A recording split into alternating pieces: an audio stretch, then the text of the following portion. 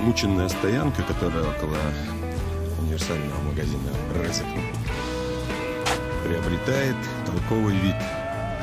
Сколько здесь не было ремонтов, ни один из них не приносил пользы. Все эти заделанные ямы открывались очень быстро. И вот, наконец-то, совершается то, о чем много говорили, кому только не лень.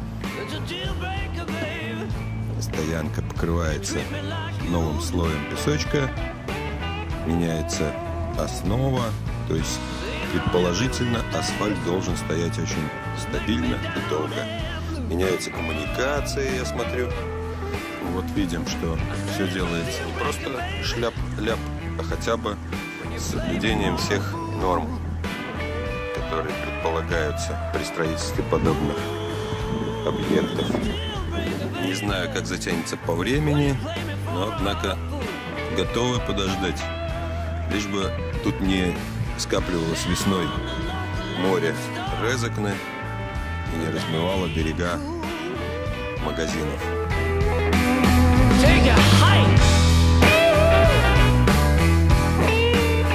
Скрылись старые камни.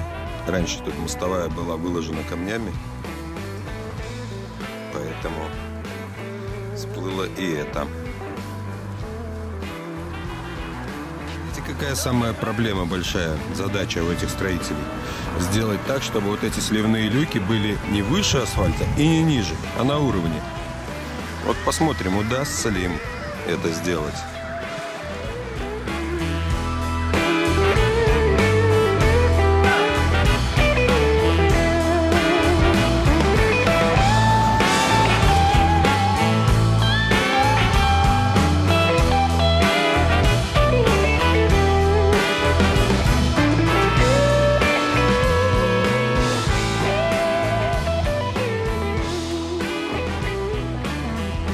Должен заявить, что все это снимается на мой страх и риск.